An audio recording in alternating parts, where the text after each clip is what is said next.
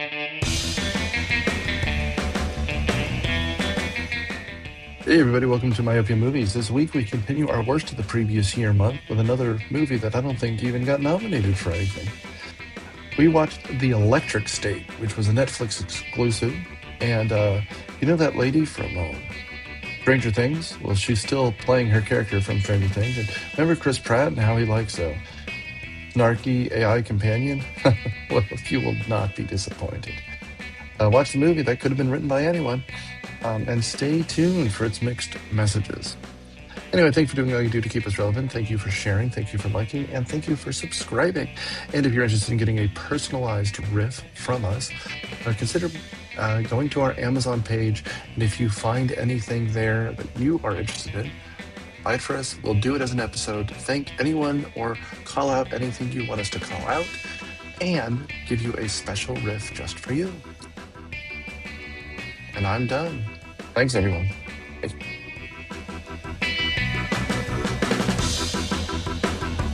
This week we continue our worst of the previous year march as we approach the Academy Awards with a movie that I can guarantee won't be nominated for shit and desperately wants you to watch other Netflix properties. Have you seen Stranger Things? I'm your host, Nick Hoffman, Riffer on Cineprov, and on panel we've got... Kieko, also Riffer on Cineprov. High energy as always. Atlanta author Matthew W. Quinn. Atlanta area guy Alex. I mean, the way we do this generally is we throw out titles, and a couple of these were unanimous consent. Stay tuned for Snow White, the live-action Snow White, which, speaking of Ocean of Piss, other ones were kind of left up to the audience. Matt had this one running early, but then the audience concurred. Matt, did you want to mention why you wanted to do this movie? Or I saw it when it was new, and I really liked it, and yet everyone hated it. I rewatched it a second time for the podcast. I can see there's some stuff people wouldn't like, but I still enjoyed it, so I imagine this is going to be a very entertaining episode. Well, it's going to be contentious, that's for sure. For the rest of us, it was our first time, right? Yes. Yes. For sure. I think you watched it then probably late summer. I'm trying to remember when I saw the ads for this come out. But very quickly, people I like said that it was terrible. And so I stayed away. Because I have so little free time to watch stuff outside of this podcast. It looked so promising. I remember seeing the advertisements for it and thinking, like, that looks like a fun little movie. Sure. And it wasn't. It was not.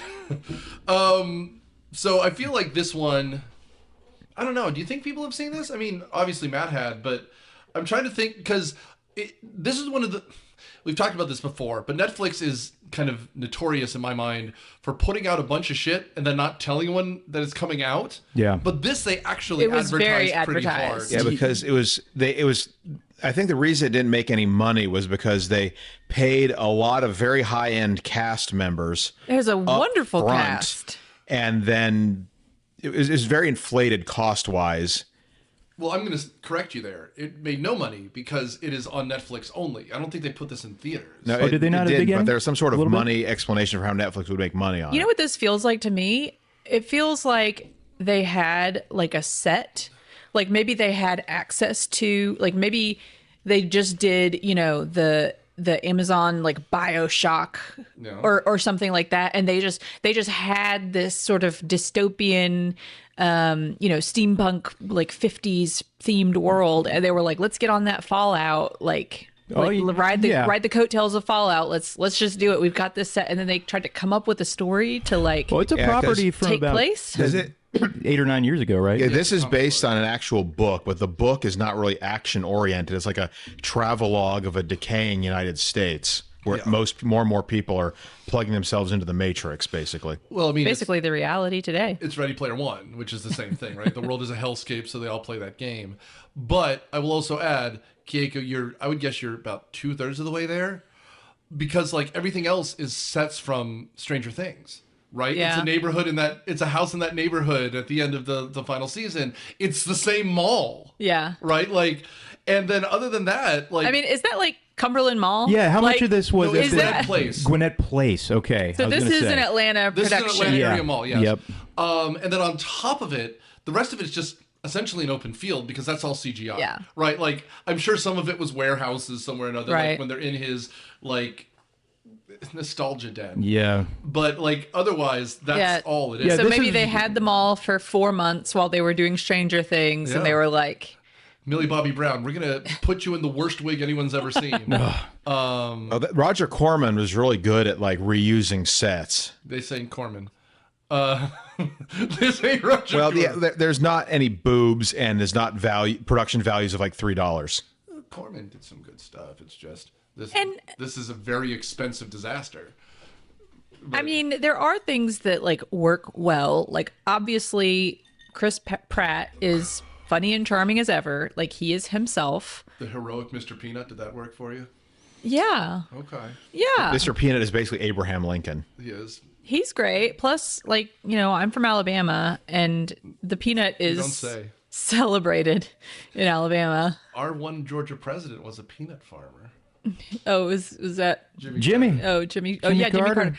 Okay, so RIPD. yeah, and in Alabama, there's the Peanut Festival, Oh. and Do you sacrifice someone to Mr. Peanut at the end of that? yeah. It's like the Wicker Man, only it's a Wicker Peanut Man. Well, so that's what I was going to say is actually businesses in Dothan, Alabama, have peanut statues Sure. out front, and they're themed for like what the business is. So No, we have that around here. The turtles in Brookhaven has the turtles. Who has the turtles? Yeah. I think I know what you're talking about. Yeah, Does yeah, somebody yeah. have that here? Roswell has an animal too that they pet and they decorate. yeah, so everybody has peanuts, like permanent peanut I fixtures. pledge my allegiance Permanent to peanuts. Mr. Yeah. Peanut. Yeah, Mr. Peanut's fighting the man, y'all. Yeah, I mean, it's a little off-putting at times, I think. I don't know. I mean, Harrelson was fine. It was all right. I mean, you know, yeah, big cast. Anthony Mackie's in there. Some of the effects are okay. I'm not going to say Yeah. that they're not. I mean, but they spent $250 million to make it, so you know that does help. Yeah. The thing that bothered me, frankly, was not generally the effects. It was the story. I think the story can't decide what moral it's choosing. It can't decide what side it's coming on. yeah. It is a sloppy mess that it can't even pick a tone.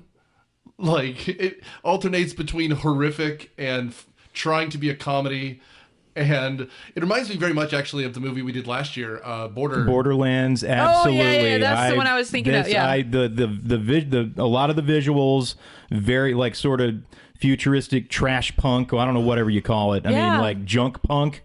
I mean, and you know, Anthony Mackie's Herm is. I mean, I actually found him more charming and funny than Jack Black's whatever his little character was Yes. from Borderlands. I thought he was. Well, there's no 12-year-old girl with Jason Voorhees as a bodyguard in this one.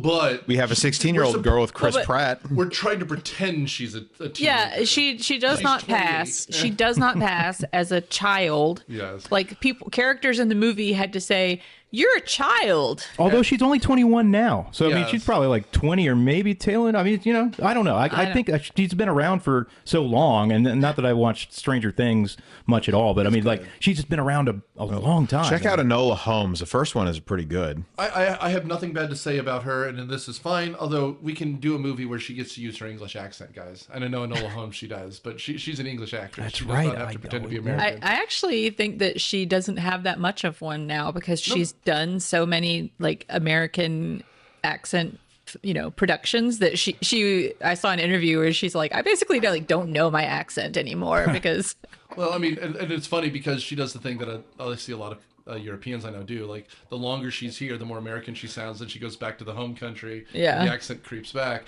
But this movie tries to remind you at all times that she's 11. Did you notice that? Like, she enters the dream state. They have Yeah. a filter over it. Yeah. There's a house covered in Christmas lights. It's all Stranger She Things. does. She Yeah. doesn't stare at things and have a nosebleed though. No, but she does stare awkwardly at things very intensely a lot. Just no nosebleed. and she has very few lines really. And like very her limited best dialogue. buddy is a guy with shaggy hair, just like everyone in Stranger Things. Well, and her brother looks like one of the kids. Like Looks like Gaetan, yeah. yeah. What, Yeah. Matarazzo, is that Yeah, his name? exactly. And then on the other hand, we have Chris Pratt, who is essentially Star-Lord. He even has a small little wisecracking guy, and they play 80s music whenever he shows up on screen. Yeah. Like, it's really just like And of course, Anthony Mackie, totally fine actor, but it's another Marvel guy that they bring in. It's all like these are the Russo brothers doing the Russo brother thing. Which one is Anthony Mackie? The little robot. Herm. Yeah. But Herm. and he is currently the whatever. He's Captain America-ish. But what it does is it makes me really worried for the new Avengers movie because they have a lot to do with it. And if this is the best they can come up with, gang, we're in trouble. Yeah, and then so there was the other movie, the Netflix production, Slumberland. Yes. Did any of you guys watch that? I'm not even I've never heard of it. It's Jason Momoa. Jason Momoa is pretty good. Is that the one where everyone's blind? Awesome. No, it's the one in No, Dreamland. they go into like a dream. So it's like this fantastical story. But I loved that movie. That was good. And that was just a little Netflix production, just like this. And it's crazy how one can be quite good, quite charming. It's Jason Momoa being Jason Momoa, like silly and whatever. But Probably doesn't have a $350 million budget. Not quite. well, and that movie, Maybe so a big one, but a lot of it is like dreamscape, right? So it's futuristic or like a lot of CGI. sure. But it's just interesting to me how one can fall so flat. Well, and I will say what Slumberland does right, which this one does bad, which will get us back to this, is that it's very similar tonally, right? Like, it feels like everything belongs in the same movie. This one has no such problem because it alternates back and forth between some very strange and often horrific things. Does anyone want to give a plot synopsis? I'll do it. Do it. All right. So this is some sort of alternate 1990s where in the 50s they got more advanced into robotics. Like it talks about this whole prologue where, Walt Disney built robots for Disney World in the 50s, and then it eventually became more and more advanced to the point they started to become sapient, and it turned into a giant slave revolt led by an animatronic Mr. Peanut. And eventually a treaty was made where they basically put an Indian reservation in the Southwest, and people are turning, and then this whole thing involving some sort of they put headsets on people so they can fight the bodies of Terminator-looking robots, which apparently ended the war in weeks, which leads to Mr. Peanut signing the surrender document to Bill Clinton. Mm-hmm. So that's the backstory. So this is like some sort of retro futuristic 1994. And and already that's the part that frustrates me.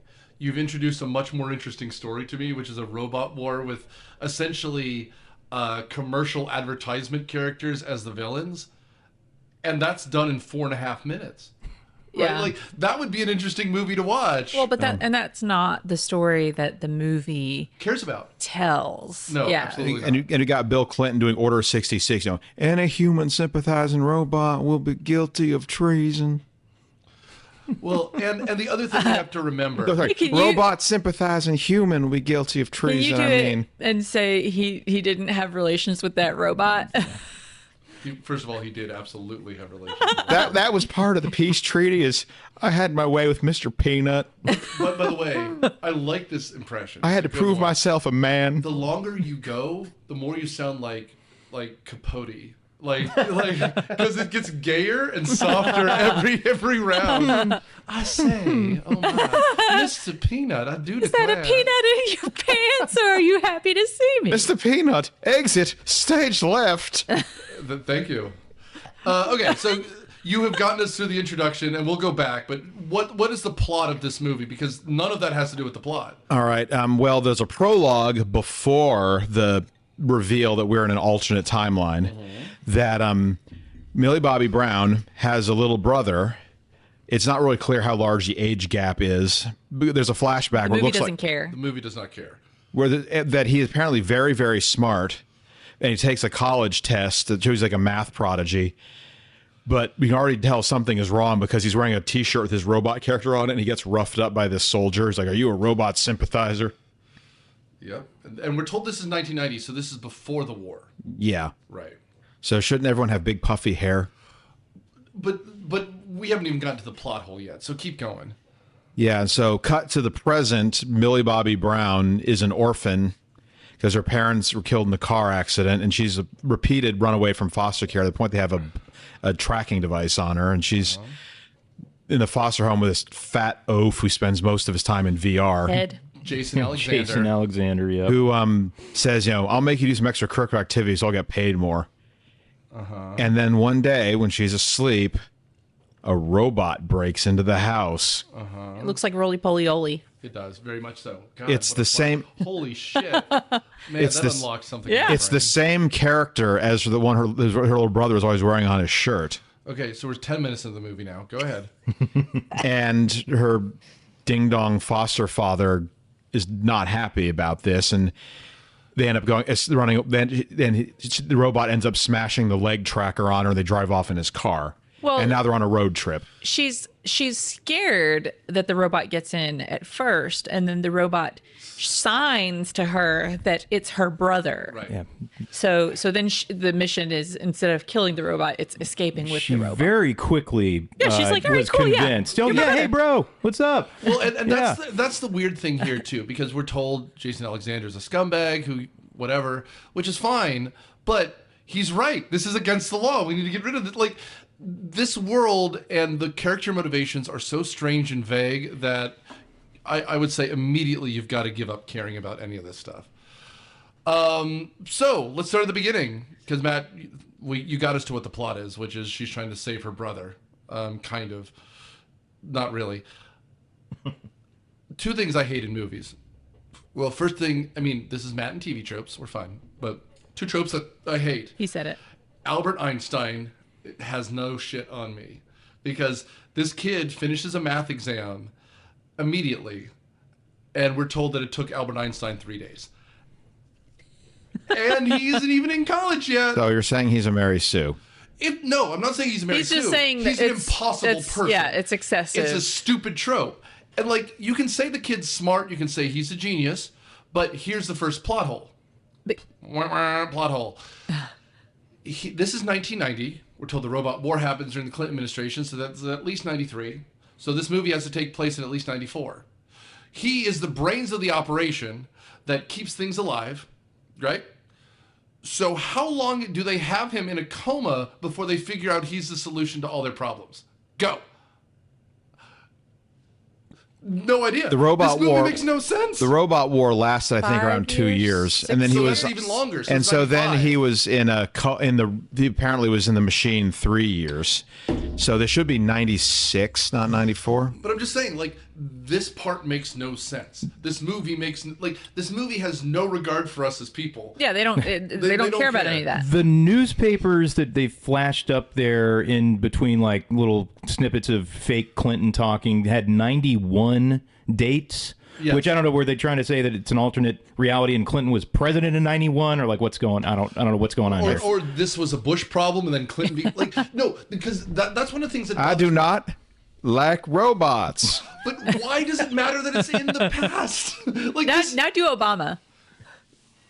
I like robots. I like them a lot. Now do Trump. Robots, if they're made in America, provide American jobs, and that's great. But foreign-made robots are a disgrace, I tell you. And we'll put a 25% tariff on foreign-made robots. For the listener, Matt made his ears appear to be bigger when he did Obama, so it was more faithful. Yeah. no, Yeah. and the If I would do jowls for Trump, yeah, I'd have to like. This doesn't work. I can't puff my cheeks out and mimic the voice at the same time. No, I thought it was good. No. It's all of them were good. With Trump, you just have to do the lips. And this begs the question: was there a robot 9/11? Doesn't seem like there was a 9. Well, we aren't even at 9/11 yet. No. So we stopped it. Great. There was a robot in 1994 World Trade Center bombing. Yeah, maybe Bin Laden Was there got a robot Woodstock 99 though? maybe a robot threw a grill at Osama bin Laden and ripped him in half and ended up saving the world. Yeah. And Lim then just Tamagotchi took over the stage and told people to smash stuff. Lim Tamagotchi! Floppy Tamagotchi. Yeah, 'cause there's a scene in this one where a bunch of American soldiers are like, it's got a grill. Well, one of those is Chris Pratt, if I recall correctly. Yeah, you see him in a flashback. Because we have to establish him early. It was in his contract, I would guess. This movie is just sloppy from beginning to end. But so Millie Bobby Brown, everyone's favorite high schooler forever, playing this girl who is in foster care. And here's where we start getting into the things that the movie can't decide whether it likes or not, because obviously it's going to tell us later why she's mad. We're going to tell her why she has these, this kind of nightmarish flashbacks and all these things. We're going to get there. We're not there yet, but it turns out that her family died in a Baby Driver-esque car accident. And we'll get there in a second. But aside from a bunch of lens flare, the first movie that this movie visits is E.T. the Extraterrestrial.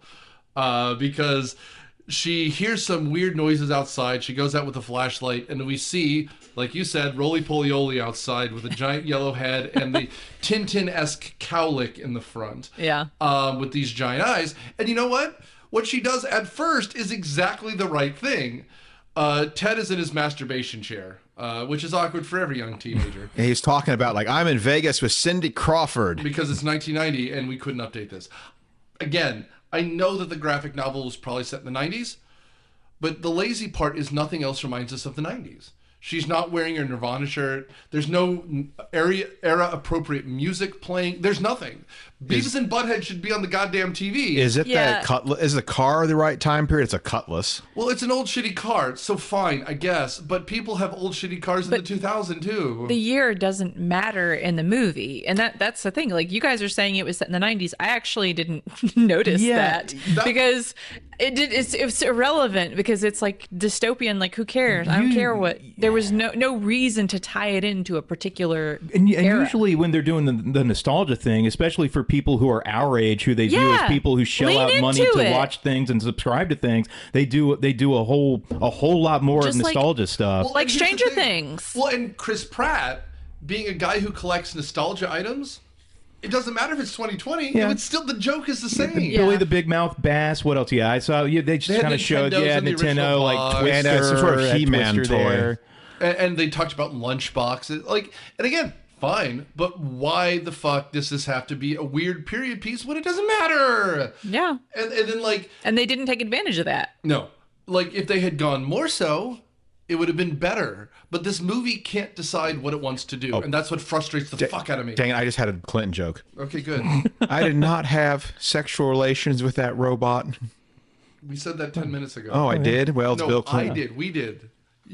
Damn it. He's just trying it out again. No, we got It's get okay. going. It just finally reached him. It just finally reached Matt. It's okay.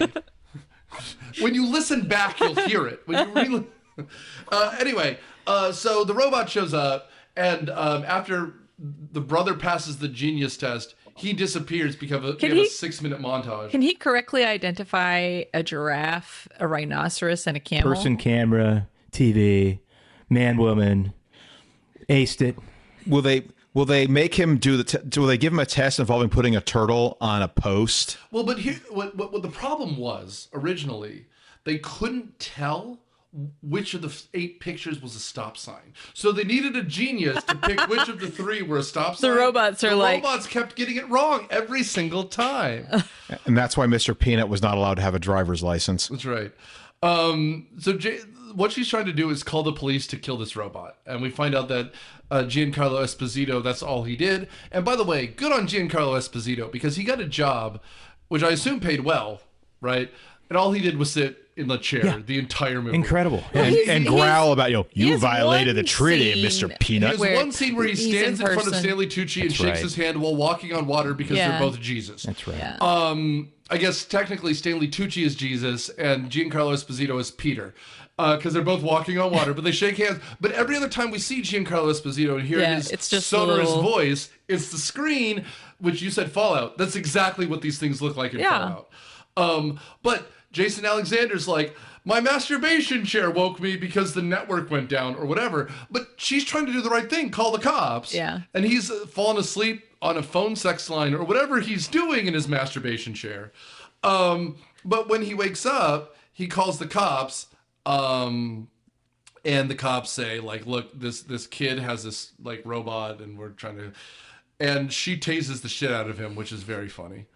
I will say, the problem with this scripts aside, the actors generally do a pretty good job. Yeah. Like, Millie Bobby Brown has to care about nothing. I imagine most of the time she's looking at nothing. Chris Pratt is used to acting against nothing because he's been in Marvel movies for years. And, like, Jason Alexander's in this movie for 6.5 minutes. He does fine. Yeah. Stanley Tucci like there's no scenery in his scenes because he's eaten it all. But he's doing a good job. Giancarlo does a good job. Anthony Mackie does a fine job. Yeah.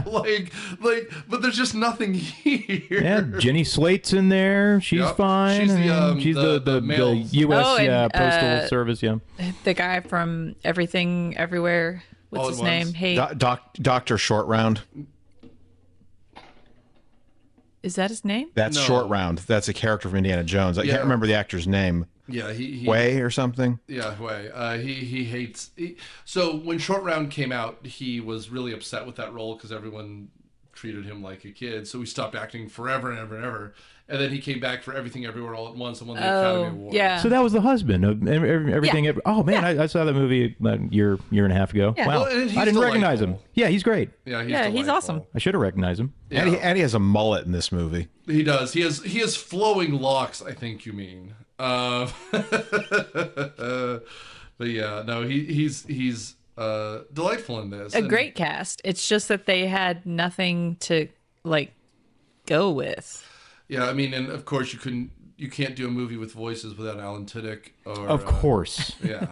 Man, that guy works. He's And if so there's a good. movie like this, he's in it. I mean, and I'm fine with Pratt. He's fine. He doesn't excite me to the to a great degree, but he's fine. Yeah, he's good. He's all right. Yeah, and he's good. and frankly, they use most of these guys pretty well. Like Ki Hong Kwan is in it for 3 scenes effectively, and then Yeah. he voices his own robot. But like, and Hank Azaria's in it. Like, Yes, they Hank Azaria. Rob Gronkowski is in it as a character called Blitz. He literally says like one line, Yeah. like just flying by. Brian Cox is the baseball guy, So Brian Cox he continues his hot streak. That guy's in a ton of stuff too. Yeah. McDonald's I mean, commercials Holly now. Hunter, like Holly Hunter. Kurt Loder's in this because of course he is. And like when I put this together, I'm gonna have to have like 50 actors at the bottom because this is a good cast. The problem is no one cares. Like, I can't tell you how disappointing this film is. But let's get to the things that Matt talked about very quickly. People interact through this visor system, and it looks like a crappy, like you said, it's like a Fallout version. It literally looks like Fallout technology of the Oculus headset. But what we're told is that when you wear the Oculus headset thing, you can control these droids. And the robotic droid thing is what allows us to win the war because it heightens all human senses. So we literally have a shot that looks like it's out of Ender's Game or something, where they're all in this thing. Or honestly, it's the first Guardians of the Galaxy movie, where people are in these headsets and they're controlling the drones that fly around and fight against Star-Lord. It's like surrogates. Yes, exactly. Exists. But they just look kind of janky and 90s-y. Yeah, I remember there was like a Nintendo headset thing. It was red. Oh, like a Virtual Virtual Boy, Boy. I guess. Oh yeah. I mean, and I have the white Oculus from Meta. You have an Oculus? I do have an Oculus Cool. I got for Christmas a couple years ago. It's What fun. do you do with it? Not much. Actually, it's one of those, like, I'm sad and I'm walking around my old haunts and wander. Really? Yeah. I really want to play one of those like The slashy dance game? no, like a survivalist, Ooh, those are fun. like you're on a beach and you have to survive. Well, the that problem kind is of the thing. second I take it out, the kids want to play. So I don't do a lot of games on tough. it. There's one where you're training to fight Darth Vader, which is fun. There's one that's a golf game that's actually very good. That I have called Links, and you can just do different ones. But there's one where you have, it's called Dance Saber, and you have, it's essentially like Dance Dance Revolution, but with swords. And so you have a sword in each hand. And you shoot things. Wow. But they're fun. I just, like, the idea of watching pornography with something that heavy on my head just doesn't work. No. No, you got to be free. Like, You gotta move around. Yeah. You got to look. You get it. Yeah. But yeah. So, what's going on? Millie Bobby Brown drives to the wall because essentially what the robot child alludes to, and This is very Watchmen-esque. There's like a comic book series going on in the background, and it's based on, it seems very Mighty Mouse or something, but the robot like that looks like a giant head boy thing is actually based on an old cartoon. Yeah, it talks only through lines from the cartoon, like it's Bumblebee from the 2007 so it's Transformers. just a couple things that he says, like, there's trouble on the moon. Yeah. And what she gets out of that is that whatever's going on with her brother, who's alive, apparently, even though we're told he's not, right? Yeah. Something's gone wrong. He's in trouble. So she's going to try to save him based on the instructions from this robot who says the same 50 lines over and over again. Fine. She managed to figure out she's got to go to the exclusion zone, which is like the Native American reservation the surviving sapient robots are living on, because her foster dad has been buying products from some guy who smuggles them out of the exclusion zone, has a P.O. box in this particular town. And this is the second part that bothered the hell out of me. If the whole treaty is that these robot things aren't real and that they are subjugated, why the fuck do they keep them active? There's no answer for any of this stuff. Like, the movie keeps falling apart. And that's why the movie, as the comic book lays it out, based on what I understand, makes sense, because you're just wandering through a wasteland. We have no control. But here, since we're described what's going on, it's weird. And that's why this movie also bothers me. We have no opinion on whether robots or AI technology is good. In 2025, we should have an opinion whether AI is good or not. And this movie decides that robots, in fact, are better than people. Robots are better than people. Well, I think the whole moral is that the robots are treated unfairly and the tech bros are evil. Right. So are we saying that they're more human than human? Like, more human than a human. That's the first thing I don't get about this, because at first she's suspicious of the robots, then it turns out that the robots are her friend. They're kind and cute, which is fine, I guess. But then a lot of the movie kind of starts to crumble, because we're like, then who's the bad guy? I guess it's us. Yeah, it's the worst possible combination of Elon Musk and Steve Jobs. So Elon Musk or Steve Jobs? Well, he looks like Steve Jobs. He does. Well, but he's bald like Jeff Bezos, so it's all of them. I thought Steve Jobs was bald. Steve Jobs at the end, bald. Maybe. Yeah, when he had cancer. Because I remember seeing him in like his turtleneck and he was bald. Google him. He kept his hair the whole time. Oh. Jeff Bezos. Well, because what makes you bald is not the cancer; it's the cancer treatment. Sure. Remember, he refused to. Well, get the you're treatment. right. He refused to do it. Of course. What am I talking about? Yeah, no, he was a big hippie. Yeah. He believed that like 5G was in the COVID vaccine or whatever killed him. But no, Steve Jobs had his hair, so Jeff Bezos is the bald one. And frankly, if you look up old pictures of old Elon, he was pretty bald until he went to Turkey. He sure was. He's balding in his 20s. Yeah. Okay, Steve Jobs has a receding hairline, but the hair is still in the back. Yeah, he definitely died with hair, as I intend to do. Yeah. Absolutely. It's good to know. Die with dignity and hair. Dignity and hair. However else you die. Just like F. Scott Fitzgerald. He died with hair. I assume so. I don't know. That was just the first name I thought of. Hunter S. Thompson did not, but he lived to see 9/11, and he said we're fucked. So he was right. God, was he ever? Yeah. So Star-Lord shows up at this point and he goes, "This ain't a Walmart," and we're like, "Yeah, it's not a Walmart because a robot's buying a gun from you." And then it turns out there's another robot in the car and it electrocutes the dude. Yep. Yeah, because he sold the guy a gun. The guy then tried to mug him with it. Which is, of course, something that's never happened before. And here's the thing. Gieko's right. The stream is charming because Chris Pratt is charming. Yeah. And again, it'd be interesting, kind of, sort of, you could almost start the movie with him. So much of the first half hour of this doesn't matter, right? Like you could almost do the thing where you start with he's the main character, and then he finds this a girl. Yeah, I who's agree. along the road, and she has a robot, and for a second he pretends to not want robots, and then his little buddy shows up. Yeah. And then she just has to say, my brother's mind is in the robot, and he goes, "Oh, good, she's crazy." And they will have spent just about as much time as they did anyway, having her discover that her brother's mind was in the robot. They could have saved us 30 minutes of this movie. Well, and again, I don't know what Jason Alexander being an abusive foster parent adds to any of this, other than to make foster parents evil again.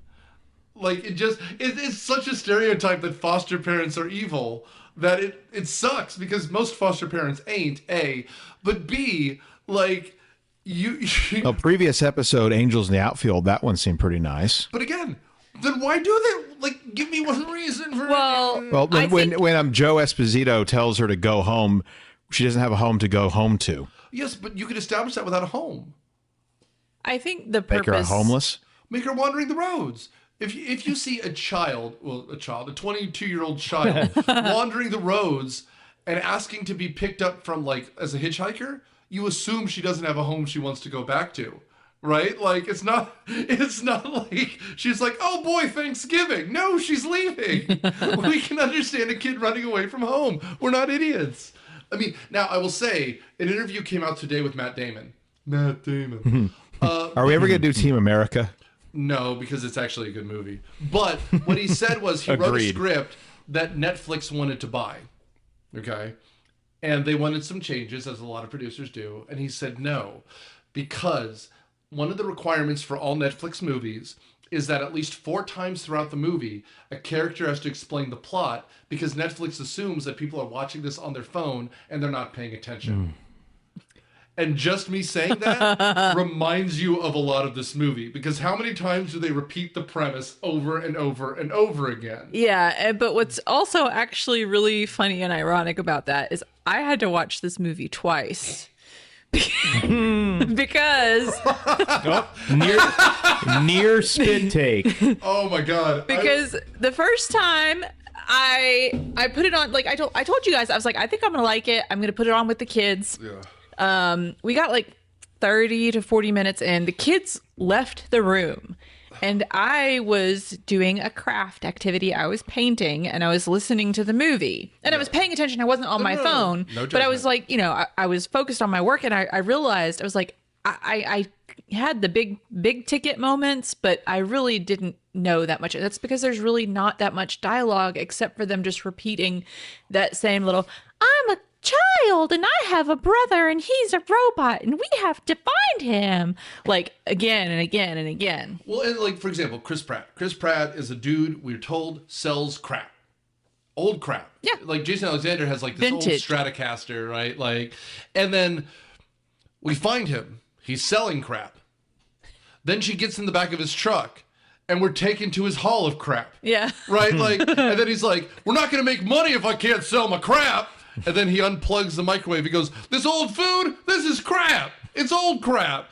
And then they come back and he's like, oh no, my crap. And you're just like, we get it. You have old crap. Like, and it just happens time and time again. And there's a wall of Beanie Babies and Tamagotchis and old guitars and novelty Twinkies. And that's your 90s nostalgia. That's what you get. Yeah. That's it. That's the only 90s nostalgia in this movie. Because she got in the back of the truck while he was distracted. The guy was trying to rob him, and he takes her to his bat cave under the wall between the robot reservation and the rest of the world.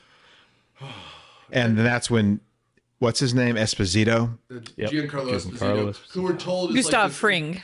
Yeah, we're told is like the greatest robot hunter that's ever. The butcher of Schenectady. Yeah. Which again, to me, is trying to be a funny. Like, I practically see Krusty the Crab and Krusty the Clown in the background with. All right, here's the name of funny cities whenever you need a punchline: Schenectady, Seattle, Walla Walla, and like Homer's losing his mind over Seattle. But like that's what it is. Like the butcher of Schenectady. There's never even been a person from Schenectady, New York. There's barely a movie called Schenectady, New York. Like, it's so, like... How do you say the one that's, like, Poukeeeps? Poughkeepsie? Poughkeepsie? Oh. Poughkeepsie. The Pounder of Poughkeepsie. The Poughkeepsie Pounder. That's a different... That sounds like That's a different kind of robot. that sounds like either a sub sandwich or a mafia name. No, it's a knockoff porno. Perry Pounds Poughkeepsie. I can't wait to go to camp in Poughkeepsie. Oh, I can find a way to help you get to camp. Is that some kind of futuristic? That was a condition of in the that 90s, was a condition of the peace treaty. Was the robots had to provide electronic music for porno films? In the 90s, it was the classic brown chicken, brown cow. Brown chicken, brown cow. Yeah, brown chicken, brown cow. Isn't that what you type when you're testing out a keyboard? The quick, No. the quick fox jumps over the brown chicken, brown cow. We riffed for Cineprov when we were doing the Patreon during COVID. Debbie Does Dallas. That was a bonding experience for all of us. I've heard of this, and I can only imagine what it would have been like. Well, you can look it up pretty easily, not just because it's pornography and the internet exists, but because they used actual Dallas Cowboy cheerleaders without permission, so it's in the public domain now. Whoa. Yeah. Oh. They did? Oh, I didn't know that. Yeah. Wow. Are they They're performing? are they compromised in the movie? Well, so the whole point is a girl named Debbie, brace yourself, Right. wants to go to cheerleading camp. Following. And so her and her high school friends try to do odd jobs across the city to raise money for her to go to camp because she's been selected. She's the best of the group and yada, yada, yada. God, I didn't know this had a plot at all. Wow. And so what ends up happening is they have a lot of intercourse with a lot of people and raise money for Debbie so she can go to Dallas Cowboy Cheerleaders camp. do? Yes, for her friend. It's so polite of them. The real life cheerleaders? No, the high school cheerleaders. So the real life cheerleaders are cheerleaders at the camp.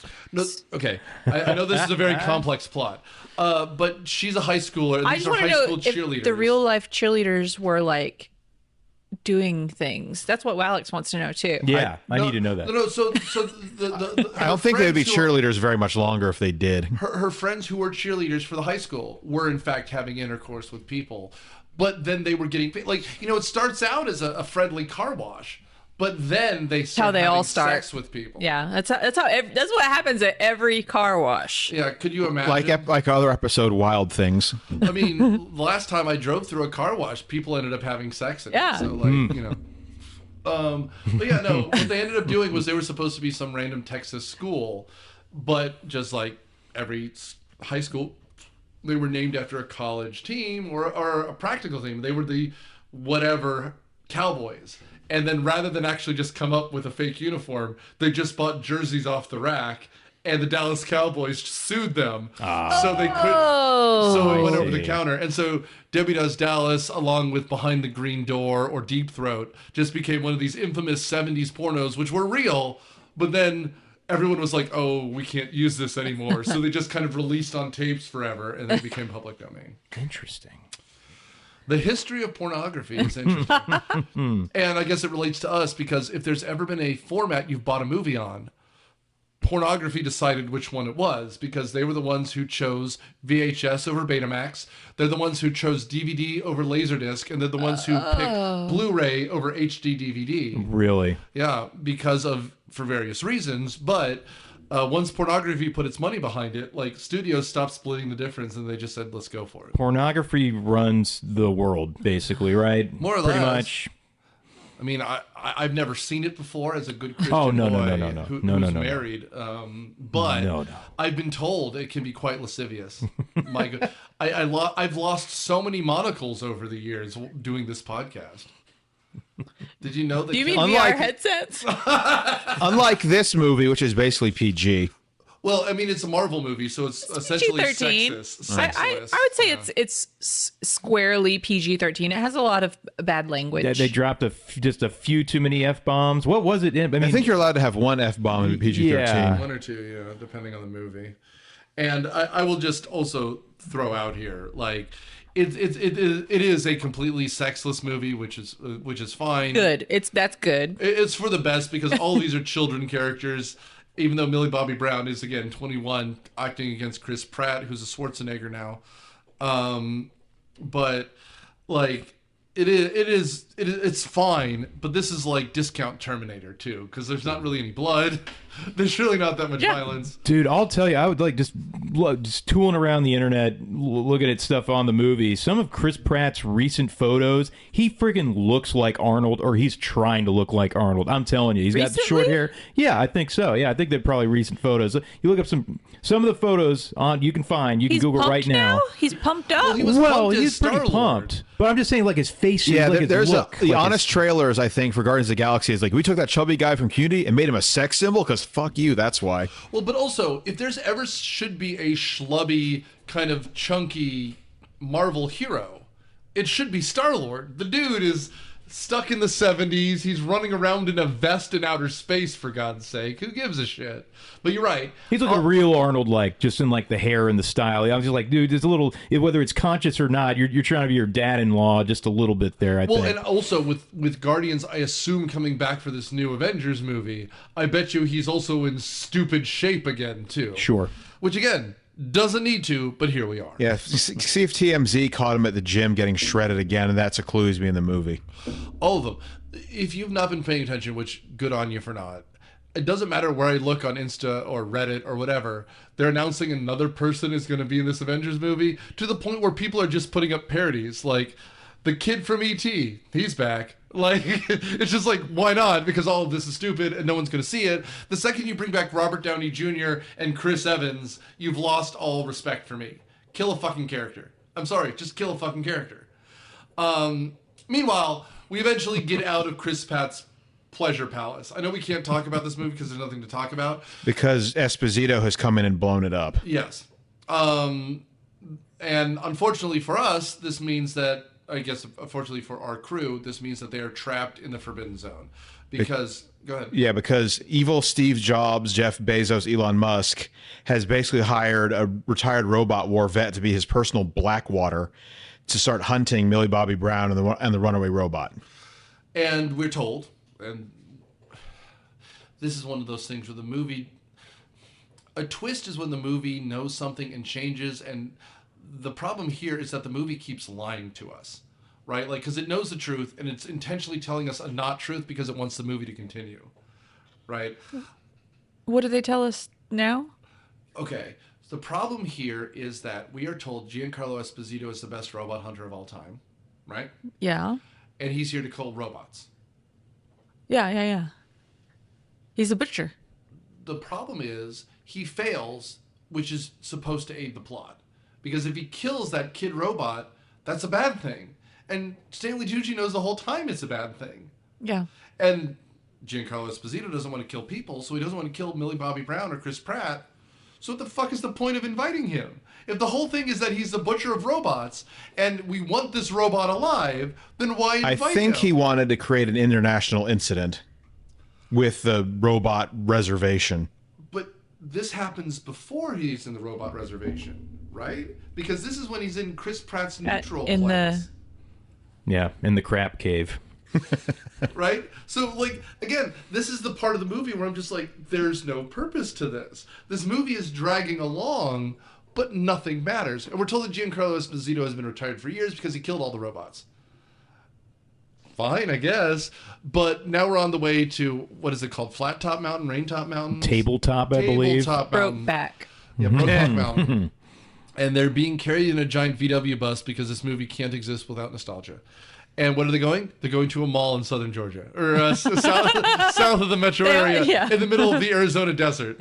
While it turns out that Chris Pratt's little buddy has various suits he can crawl into to become bigger. I also didn't understand that I probably didn't either. You're fine. That robot later in the movie, it reveals its tiny self, and Chris Pratt didn't know about the tiny self. Didn't know. It was always in his head. Yeah. Okay. I mean, that's conceivable. Out of all the things in this movie, that's conceivable to me. That's fine. There was a scene where, in the final robot battle at the end of this movie, which we will get to at some point, that tiny robot flips the bird to, like, the bad guy building complex. Right, when he's in the big old thing. He's in the big thing. It's like a Russian nesting doll of robots. Yes, so he's in the big thing, and then you see the medium one, and you see a third pair of bird flippers. But there's another little one inside the head. I guess the emergency backup bot. Yeah, what did he say? But we were already aware of 3 versions of this guy. And the surprise, I think, was the and 4th. we just weren't aware. There was one more. Well, is there another one? Maybe. That's what I want to know. Well, this is all 1990s computers. It can't get that much smaller. Could it? Fucking movie. Yeah. I mean, they need to have an enslaved middle school That's good. It genius should have been a floppy disk. to run the internet in this world. It should have just been a floppy disk inside with like googly eyes. For a second, I just want to talk about Stanley Tucci. You keep calling him the evil version of any tech bro, which is fine. But we should mention who he is. We're introduced to him at the beginning. The whole montage explaining the whole robot war is very stupidly hidden within a 4-minute long... Sorry. I need to explain myself and not just say something stupid. The background of this, all the exposition, is given as a precursor to an interview with Stanley Tucci. With this, your standard Fox News blonde hot reporter type. Fine. But we're only shown like 30 seconds of the interview. The 4.5 minutes beforehand is the background of the whole movie. That's why it's stupid. No reporter would be like, here's 4.5 minutes about the last history of the 20 years before here. Stanley Tucci, you're a hero. And he goes, thank you. And then we cut to the rest of the movie. But effectively, as Matt said early on, we were losing the war of the robots. And then he invents this technology in which we can put our bodies into these robot suits. That's what makes him a billionaire from billionaire. The company is called Centra, right? Spelled like the British way you say center, but with an S at the beginning. And what happens is these center phalluses appear all over the place. They're these weird towers with a rimmed top that appear in every major city on Earth. It's got to be ribbed. It's for her. But right around here in the plot is where we're told that for some reason the neural network that controls all these visors is rapidly degrading. Uh-oh. Right.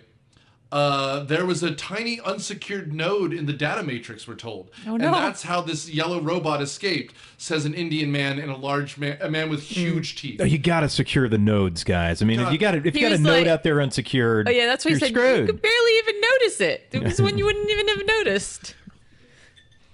And we were told that the node was in Amherst. All these things are words. And there was a neurotransmitter, and he goes, so we're screwed 8 ways from Sunday. And one of the guys goes, actually Saturday. And the guy goes, maybe late night Friday. And we're just like, the fuck is any of this dialogue?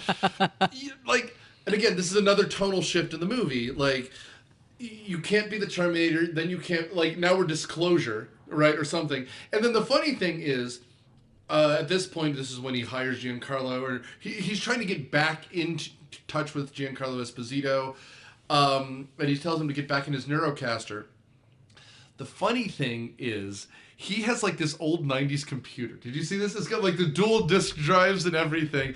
And Giancarlo is typing by hunt and peg. And then they end up in again, I said when, I don't know if it was on the podcast or before it, but with my Oculus, you can kind of wander around. There's an app literally called Wander, and you can go to the national parks and I can visit my grandma's old street and stuff like that. But that's what this looks like. And literally we see the screen loading and he's like, all right, you got me out of a chair for one scene. Let's talk about what we're going to talk about. And Stanley Tucci's like, I'm evil, right? And he goes, I know you're evil, but I'm kind of evil too. And then they just go back and I guess forth. he's like, I'm bored because all the robots are gone. So he just wanted something to do. And again, the weird thing about all of this is, how does society work? Why does this matter at all? Question mark. Because we're told even Jason Alexander can divide his frontal lobe from his back lobe, right? Because his robot is yelling at 11 while he is dancing with which 90s Cindy Crawford. And so just that's a few feet away. And again, if I could be, say, watching a great courses oh yeah, class they with do say that. Socrates. They say you can be in 2 places at once. Yeah. So if I could be watching a great courses lecture by Socrates while the front room was being vacuumed, society's done. I don't have to do shit. And so what is the purpose of any of this other than to see the 2 actors in one scene? It's almost as though they got to the end and they're like, wait a minute, we don't have our 2 most actually actor-y actors in a scene together. Yeah. So we need to have one scene. Right? Anyway, around here, they actually get to the mall where we're told Millie Bobby Brown's been led to, right? Tabletop Mountain is just a plateau. They get detained by a bunch of Like a puppet. the robots who are in this reservation, because initially they thought they were these rogue robots called scabs that preyed on other robots. Yeah, scab for scavenger. They keep themselves going by robbing the pieces of lesser robots. And they take them to the abandoned shopping mall, that place mall, where they meet Mr. Peanut. The Mr. Peanut. Which, by the way, they are in awe of. And by the way, the second Millie Bobby Brown goes, "No way," I'm like, I've lost it. Like, the idea, and I know it was shown earlier that Mr. Peanut signed the fucking treaty with Clinton. So somewhere there's a treaty that says Bill Clinton, and on the other side it says Mr. Peanut. And we're like, oh great, fan-fucking-tastic. The President of the United States stole land from the robots, I guess. Is the branding in the original source material, the book, the graphic novel, whatever it was? Like, is it Mr. Peanut? Because Mr. Peanut has had like a few years with it's. I don't remember trying Mr. to make him go viral. I don't remember kind of Mr. meme-ish. Peanut in the book. The book is like a road trip through a country that's falling apart because people have matrixed themselves. There's no robot war. It's not very actiony They at just all. did it for the movie. I will say They something. liven it up a little bit. What's the point? Matt, to your point, the graphic novel Logan is effectively this. He's wandering through the Canadian hellscape. The Hulks have taken over, and that's what it is. It's a very standard comic trope, and so this is supposed to be a parody of it. To Alex's point, I'm gonna guess it was actually Mr. Peanut, and it was a punchline. And here they had to license the fucker because in the 1990s, Mr. Peanut He was a big deal. back, right? Like, Yeah. remember there was a cookie called PB Crisp, and he's dancing on stage. PB Crisp, an idea for a munch, and it's like graham cracker cookie with peanuts inside. Oh yeah. I And think I'm so. like, Yeah. and so, because remember, the 90s was when we brought back the California raisins as a Yeah. thing. Like, so we had dancing. I wonder if there fucking was a mascots. cartoon. Well, a what- Mr. what- Peanut maybe. cartoon. Well, wasn't there the thing like Mr. Peanut died or something? Is it some sort of like viral marketing that Oh, yeah, that they tried to he do? recently- Well, he was Who- crucified by Punch's Jelly, and then he came back on the third day. Wait, are you actually citing the viral marketing real thing there? No, I just No, I he's- do a lot No, of that's pretty Martin good. Herman You stuff. should get behind that He campaign. made that up. Yeah, that was pretty good. thank That's you. not bad at all. Mr. Peanut. Fluffernutter, Yeah. you will deny me 3 times before, before the cock crows. You will rip my hat off my head. Dude, and by the way, you want to talk about something that's horrific? Like, they rip the hat off of him and he falls to his knees, and you're just like, oh my god, did they just lobotomize head Mr. is Peanut? exposed. It's horrifying. The hat's attached. Yeah, because we meet Millie Bobby Brown. knew? He's like, I'm about to go Bill Clinton again. I'm trying to do Woody Harrelson. He said he would tip his hat to her, but it doesn't come off. Yeah, unfortunately, it's bolted on. So, Mr. Peanut has very strange character development because at one point he's like, I don't trust you, flesh bags. And then 2 minutes later, he's like, y'all are good humans. Yeah, maybe the human assembly line had made a few good ones or something. Well, and at that point, she receives a card from the mail bot, Yeah. who's Jenny Slate, and it's a advertisement. Now, the reason we're here is somewhere in the subconscious, she remembers that when she awakes from her coma in this horrible car wreck, and we're starting to get the story, which is there was a car accident, her parents died, she was told her brother died, and there's this doctor, as Matt calls him, Dr. Short Round, Dr. K, that somewhere along the line, he was the one that we're supposed to be looking for. And Mr. Peanut does not trust them for a lot of reasons, which is mainly her being here violates the treaty. So if this world exists, if this world matters, that should be a red flag. And second, the idea that they were harboring a human for a while also violates the treaty, so he's covering his ass. But none of this stuff is explained because this movie has no time for subtleties or character development. Yeah, and it turns out they eventually make their way to his lair in a fun house in a carnival, and we get the reveal. And Well, is this the same funhouse that the Nick Cage movie? It seems like Willy's Wonderland, doesn't it? Yeah. I will also just add, how do they all bond? They watch a cartoon together. It's like this podcast. This podcast bringing people together across time and space. Yeah, they put it project it up, and all the robots watch it. And I actually liked that moment because I was like, good moment. It shows how human the robots are because they're watching a cartoon for leisure. You know, And that's the thing that this movie lacks. We need time to care about these characters. And I don't know why the Russo brothers decided to do a movie like this, 2 hours and 10 minutes. This would have been an interesting miniseries or something. But like, you either have to pick, is this an action movie or not? Is this a character development movie or not? There's so many characters we're supposed to care about that when we have these weird moments, it almost feels like it's from a different film. And so she's missing her brother. And so the robot, who is apparently the soul of her brother, we're told early on, which is an interesting theory of the afterlife, which is that in us, each of us has these sparks. These sparks are physics. They're essentially electrons in space, but you can't destroy matter. So when you die, your spirit goes on to other people in the form of these particles.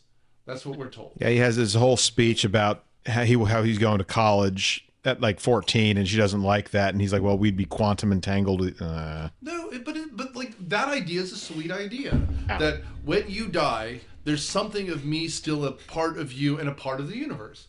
We connect. they also don't do any establishment of their relationship if they had just shown us them like elbowing each other in like having some kind of relationship to show that it really is her brother in the robot. They don't do anything like that. I mean, this little cartoon thing is here and then there, but like, and so when we do the particle thing and it keeps coming up, she lays her head on his shoulder, right? Yeah. It's very, and then he projects the cartoon on the wall and the other robots show up. And those are the scenes where I feel they let the actors work. That works. And then occasionally we have a flashback where they're kind of cuddling on a couch and then like he farts or something. And it's just like, come on, man. And you're like, well, this is a familial scene, but it also looks so much like Stranger Things. And they're watching the cartoon. And again, here's the problem too, that have just in the back of my mind. You've got to pick. Do you have future virtual reality goggles or do you have CRT TVs? Because you can't have a goggle headset where you look into the future and it's just cathode ray tubes in your eyes, unless it's a horror movie. Because when they're cuddling on the couch and watching cartoons, it's an old school TV. Yeah, the technology is a little jumbled and just a lot doesn't make sense like that. No, it's. And now we can discuss my favorite robot of all time. Which the is hair the cutter? baseball guy. Oh. Yeah. The robot guy, the haircut person is pretty good. But he has a fake mustache. And he's like, here's how you beat the scabs to a pulp. And he just has a baseball bat and he shoots baseballs out of his mouth.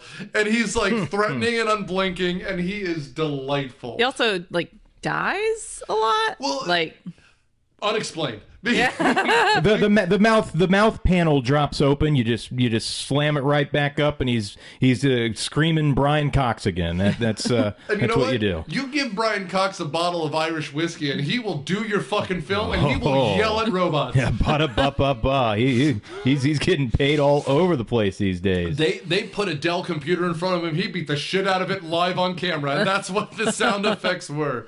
And by the way, in case you didn't worry. That we're like, well, is it really Mr. Peanut? No. We drive away in a veiny peanut mobile, and it is so much. Meanwhile, Giancarlo Esposito's like, my God, robots. And he gets a little robot erection for those robots. And now we're just driving again. This movie is so much driving. And actually, I was reminded a little bit of Onward with Chris Pratt, going on a little familial adventure. Onward's better than this. I love Onward. Yeah, Onward is very good. I don't know that one. It's a kids movie. It's it has Pixar. Pixar, D&D. It's It and Soul were the two that they released during quarantine. And didn't you come over and watch that one with us? Soul, I think. No, Which one? I think Onward. I think we watched it at the same time. At the same time on speakerphone. Yeah. Yes. Dude, if you're younger than us, and I'm 41, and Kieko's still 25. Dark and looking days. Fine. But ask adults around you what COVID was like, because like, sure, some of it was fun. Thank God the Nintendo Switch had an online mode, right? And so I'd play one-on-one with buddies. But then sometimes you're just like, hey, you guys want to watch a movie virtually? And there's just a speakerphone in the middle of the room. Yeah, we were just like on Messenger, and we were like, okay, ready, set, go. And we played the movie at the same time. And I don't even know if the kids like really watched the movie that much. They were still of that age where they didn't. Onward and Soul, like, I still have blips in my mind, man. Anyway, like, we can get full into this Five Nights at Freddy nonsense here, but like when they're at the carnival park, it's really just like robot nightmares that are shaped vaguely like animals. It's like literally Five Nights at Freddy shit. They're running around. This is when they have the mail woman with her too, and we have again like Lemonhead as what's his name? Chris Pratt keeps calling him. We have Millie Bobby Brown. We have the mail lady with her huge ass. And we have the little robot guy with Mr. Peanut and Baseball Man. Like that's who's our group now, our D&D party. And the only one they cared about designing really was Mr. Peanut, and he looks fine, but he's very clearly all CGI, so they don't ever know where to look when they look at him, which is weird. No, I mean, it's the truth. Yeah, you're right. You're probably right. If I went back and watched, I'll probably notice it now. Yeah, And I think, and they get saved from being massacred by Mr. Quay, who's the scientist who works for Tech Bro. Yes. And the elaborate reveal is revealed. Yes. So they get sucked into this underground lab thing. It's like very much an underground lab. And it turns out that he worked for Centra. Let me get the character's name because we keep dancing around. Wasn't it Amherst though? Dr. Amherst? I think it's Amherst or something like that. That sounds right. Yeah. And the whole thing about him is we're told he worked there and he's horrified. Now, he made his own robot buddy, who's this kind of, actually probably my favorite looking robot. He's like this little green screen Apple II guy with the face, and he shows clips and yada, yada, yada. But who wants to share the twist? I mean, all right. The brother was alive the whole time. Oh, yeah. And they needed his incredible brain to run this neural network. And so, he's in a coma, they're running it through his head. And the horrific scene is all of a sudden he starts to wake up. His hand reaches out to the doctor, Dr. Amherst, and then he cuts the feed and they force him back into a coma. And here's my problem with this. It's a great twist, doesn't belong anywhere near this movie. This movie tries so hard to be lighthearted. This is the darkest shit you can imagine.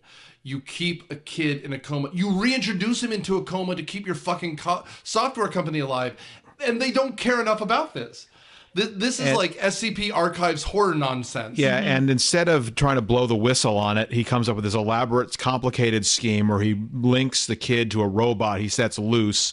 Then he goes out to hide in a funhouse in an Indian reservation run by robots, and that's supposed to solve the problem. Well, I guess probably the Tech Bros and Skate just runs the world essentially. So I guess I'm guessing blowing the whistle wouldn't get you anywhere in this situation. That's what we're told. We're told he said I told Skate we had to let him go. He said no, and so this is the only way I figured we could get him out. Fine. But, this is a different movie then. You can't make fart jokes. You can't, this is the darkest shit you can imagine.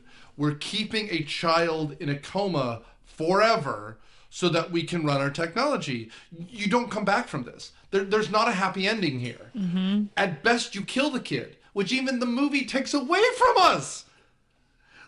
This is the part where I started screaming at the TV. Truly. Because at this point, we're at an emotion, we've changed the emotions of this whole film. Mm-hmm. Now, everyone around us has to die, and they will almost all die, so that we can save this one character. It is now worth it for us to sacrifice our lives to let this person die. So this movie now has an opinion on assisted suicide, which is phenomenal. You could make a point here. They choose not to. This movie, at every point they could have an opinion, says, but what if? No, you've got to make a fucking opinion. You're making art for $250 million and you can't come up with a fucking answer. That's so disappointing. And Stanley Tucci even kind of gets away with it. Like, this is so remarkable. Like, and like, you even get the feeling that, like, well, he's gonna get pardoned. Like, we have nothing. This movie is like holding on to sand. Like, oh my god, this is so frustrating. Because at this point, we should be like, oh my god, they have this kid. We need to do anything. But no, the movie's like, you know what we need? We need a joke. And so immediately we cut to a fucking joke. Well, then Esposito and his Blackwater gang working for the Tech Bros catch up. There's a fight. The Tech Bro kills Amherst, which he was not supposed to do, and that's when you start seeing the rift between him and Esposito. And then it turns out they also bombed the mall and killed off a bunch of the robots. Mm-hmm. Yes. So I summarized this plot in a conversation on Facebook so Steve Jobs declares war on the Navajo Nation with Blackwater, and so a bunch of them invade his headquarters in Seattle. Well, I guess, but also, these aren't the Navajo.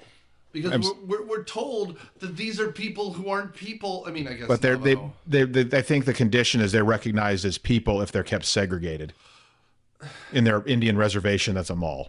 I guess, but then the military comes in and kills them. I mean, your metaphor isn't terrible, but that's not the part that bothers me. The part is, who are we supposed to sympathize with? And I guess if you're talking about the U.S. military versus the Native Americans, we're not supposed to side with the Americans. We're supposed to side with the Native Americans, right? Like, that's what you're saying. Well, the actual government, even here, the whole movie is tech bro private security guards versus rebel robot militias. I guess everyone That's is Slick Willy for you. I guess everyone is in VR and matrixing, so no one notices. Well, but this is very much, it's not Blackwater. I think you're wrong there, because Blackwater is a part of the military. They're private This is security the whole military. So this would be like Boeing, or this would be... I think these are the private security guards of the company. Well, I mean, I don't think you're wrong, but if that's the case, then there's no government anymore, because we don't see any real government. My opinion of this was supposed to be, this is a government contractor, but everyone is a government contractor, and therefore this is also the government. He is effectively the government. Which, again, if the Russo brothers are making this last year, Elon Musk was effectively the government, right? With the Doge stuff. Or, Pete Hegseth, that old drunk, as I'm drinking now, of course. You're not bombing boats in the Caribbean, though. I'm posting it on Twitter. No, sorry, yeah. X. I'm not posting it on X. You're not quite as bad as Pete Hegseth, I'm just saying. No, that's true. I keep my shirt on and don't get Nazi tattoos. But the point being that, like, even still, there, we have some military semblance of order. Here we don't. Like, there's no military, and I imagine if this really was a protected war zone, and there was a difference, there would be U.S. military somewhere, right? But there ain't. So, yeah, did everyone just upload themselves and forget? Well, yeah, I think that is the ultimate message of the movie. Yeah, they're like, There's no. Log off. Yeah, that's a whole ending where yeah. she basically that we'll get to that. But I will say again, when actors get to act, the death of the doctor is very impactful, because he walks up to Giancarlo Esposito and he's aiming the gun. He goes, "Do you think you can beat me, doctor?" And he says, "No, I don't." And he lays down the gun. And then Stanley Tucci, with his super fancy hat, shoots him dead. And Giancarlo goes, "Look, I don't kill people, I kill robots." He goes, "That man didn't matter." That's an important line. But you know what happens? The movie moves on. Mm-hmm. Like, we don't have the movie understanding what people are.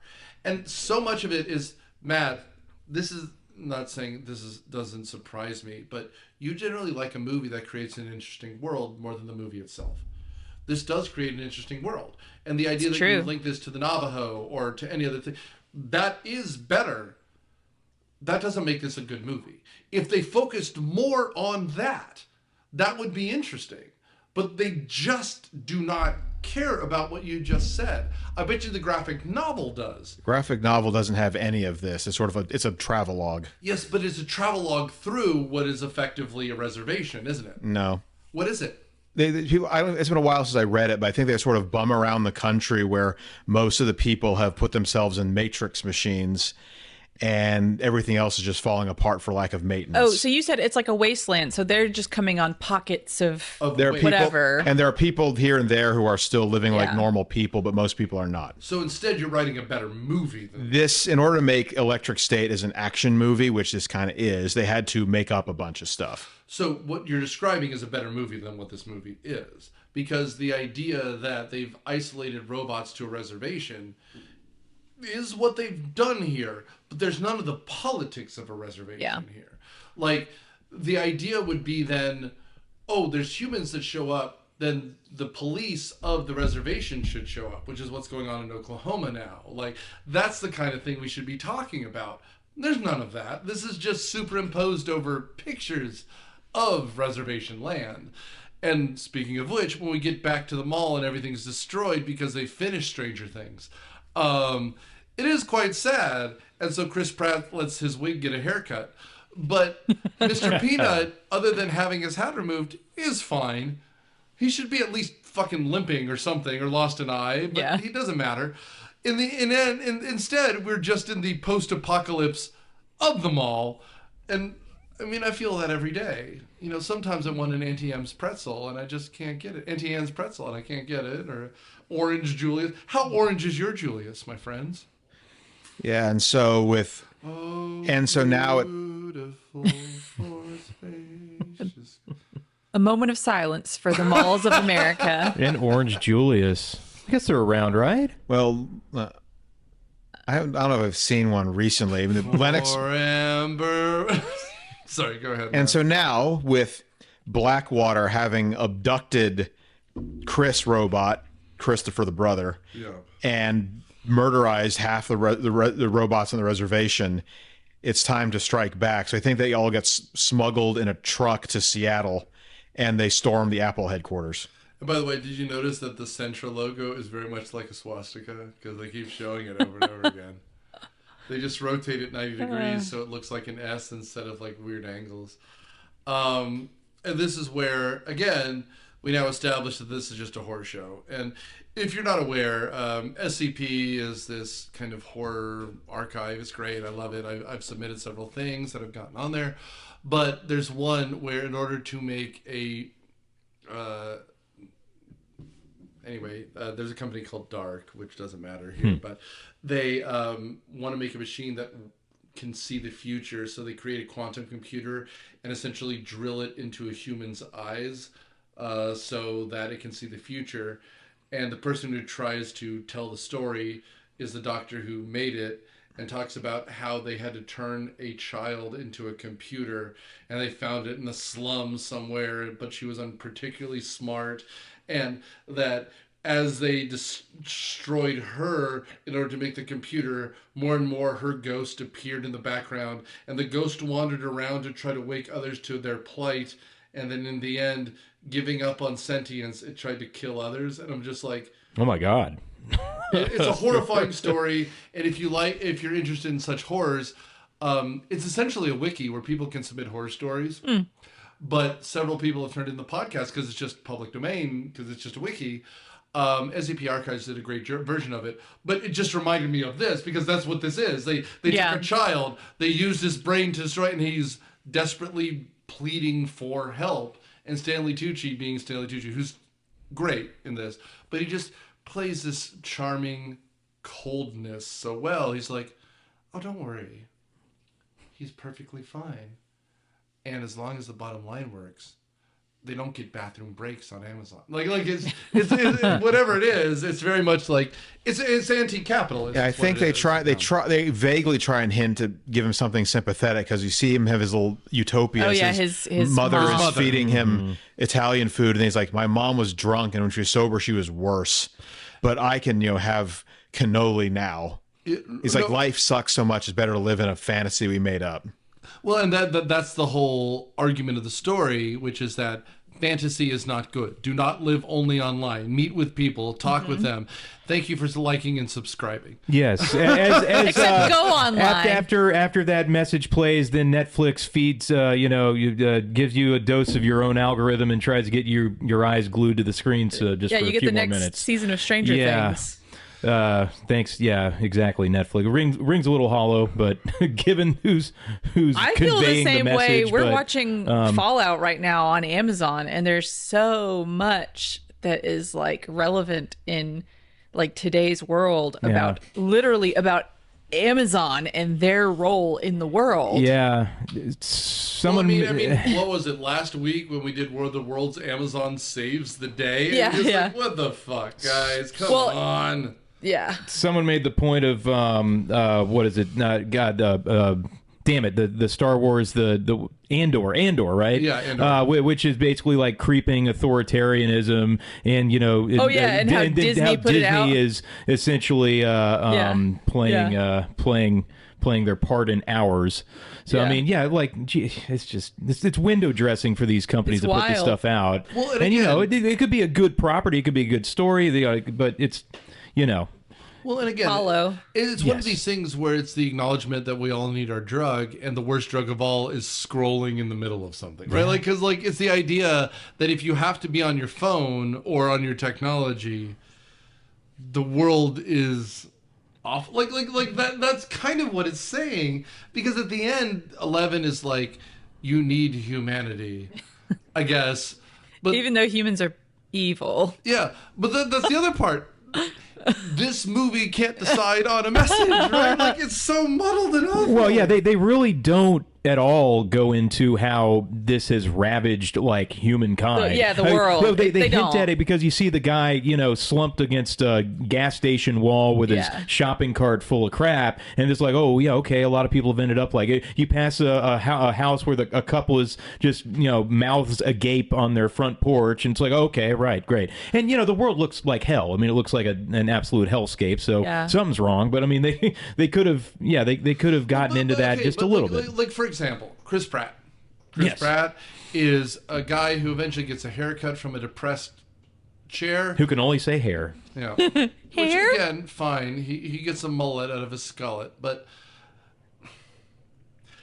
is that supposed to be a heroic character? Because if it is, his best friend is a robot. And I'm sorry, some guys who obsess over ChatGPT or whatever have AI girlfriends, and that ain't healthy.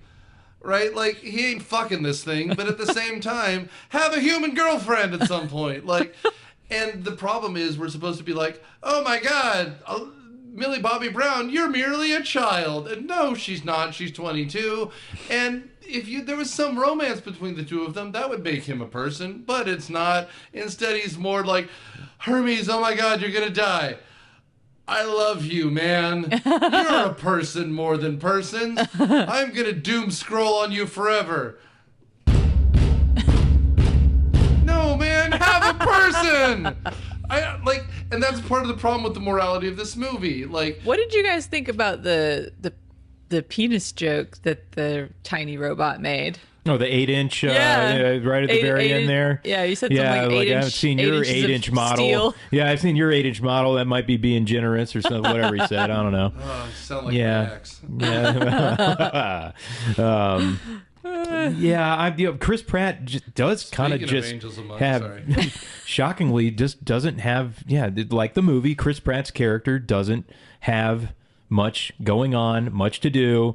Doesn't I don't know. I mean, and I'm not going to demand anything because this movie should die in a fire, but I would love to see a script and see how much of it Chris Pratt improvised, because I imagine a lot of the jokes he was just like, this sucks, let me try. Because again, It definitely seems it like feels him like he was being- improvising Yeah, this shit. I would agree with that. Arnold, look at this Arnold. Look at that. Look, that's Arnold. He's got my God, a little can you father. He's got imagine his that silhouette? he's got his father, and he's doing a Arnold thing I for see sure. Professor Come Plum, on, to be look at that. fair. He's trying subconsciously. He's trying to You turn said into he's- Arnold. He's got his father in him? Father-in-law. Father-in-law. That's his. He's Arnold's married his to his Oh, father-in-law. I thought you were saying that. Oh, Captain okay. Schwartz. Married Schwarzenegger. to a Schwarzenegger. Yeah. Oh, He yeah. voted Republican twice. It's okay, kid. I'm not gonna touch your hand. Trying to hold my hand said, again. You mentioned that on podcast. Trying to hold my hand again. I'm just kidding. I'll hold Alex's hand. He's a supportive friend. You can go fuck off. Okay, so they're in a bunch of fucking trucks trying to take over Seattle. They're still holding. Oh, they let go. He squeezed me hard. Why? We're told that Dr. Amherst had downloaded his entire personality and brain into his little robot buddy, which is why Just he magically knows has all the information they need. Well, because, unlike, my fucking Outlook, which tells me to change my password every 6 months, apparently Centra says keep it the same forever. And so, using one of the giant robots, they walk to Seattle from the desert through the water, which is, I'm sure, how it works, because you can connect to Seattle through the water from the Arizona desert. That's how geography works. And a woman who is dressed like Darth Vader is walking by a window when they throw a car at him. And again, here's the thing.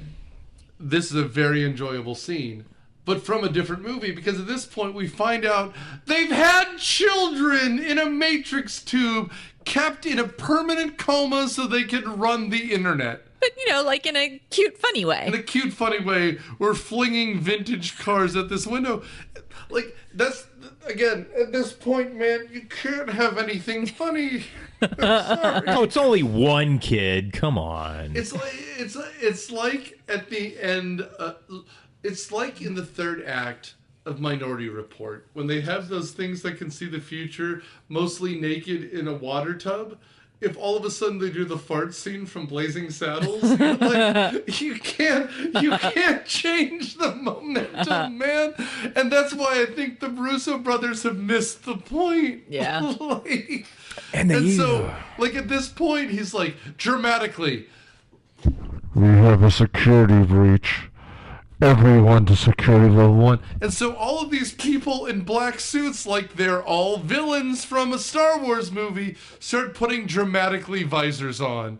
And we have a robot fight, which is fine, but it's all CGI. And at this point, there can be no levity. There shouldn't be, but there is. And the movie is just fracturing apart. Meanwhile, elsewhere, 11 makes her way into the tower to find her brother. And she does. And he's all, pale and bald. And my kids had a lot of questions about, so they left the movie the first time. And then when I rewatched it, because I didn't remember anything that happened in it, they kind of came back into the room and watched, like the last 30, 40 minutes of it. And they had a lot of questions about why he was bald. And I was like, I don't know. They shaved him for better conductivity. I don't know. The electrodes would get in there better. Look. I just got the impression that he was sick. He was very sickly. Because of what they were doing. He was convinced if they tried to unplug him, he would die, so they should just kill him. Well, yeah. But why is he bald then? Yeah, that was the question. Weren't there things connected to his head? So you think they with a hat? You think they shave him? They shave him? Someone's got to shave him every couple of days? Well, that's a tough job. That's a rough job for center. All right, Bob. Get out there. Go shave the kid. Shave our computerized slave boy. Shaving the kid. We're going to shave the little kid. He's been in a coma for years and years and years. We're gonna shave the kid. Is that what the guy sings while he does it? Of course. Yeah. Well, would you come up with a theme song? Whistle while you work. Disney, please don't sue. War crime. I think war crime. Somebody shave me. Let it go. Superman. Let it go. All the bad things go away. Lexapro. No, just like There's just like a dude like Stanley Tucci's rubbing his nipples and saying like, the kid's growing some fuzz. Shave it down! Well, yeah. I mean, you'd have to shave his hair like Peter once a just week. comes in, like, Oh, yes, boss. Yeah. Oh, yes, of course. Oh. do I say a nick? No! And they just burn the person alive. Yeah, and meanwhile, at this point, Esposito has gotten so sick of Stanley Tucci's shit that he basically defects. And so Stanley Tucci puts himself in a robot and just comes down and starts killing everyone. Well, we should mention, too, a couple, like, Five Nights at Freddy's shots where, like, Stanley Tucci is, like, watching everything and screaming while Giancarlo was, like, watching the screen through his robot because he's still very comfy in his wooden house. He has not stood up for this movie but once.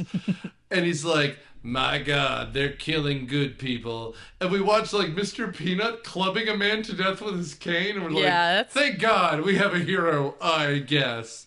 Well, these are all robots run by the tech bros from the buildings. No one actually dies. And then we But see that's why we can get a low rating, because there's no blood. It's all robots who die. Like, but there are some like sort of traumatic deaths. So like Mr. Peanut's scalping is one thing. Taco, the piano playing Taco. He That's just what I was gets gonna blown say. apart. And he's doing what he can in the battle. He's playing which is playing '90s covers on his piano. He's playing them because the scabs don't like music, I guess. I don't. A, they don't like music, but also B, Maybe they hate '90s music. no, I was just gonna say Star-Lord does not work if there's not.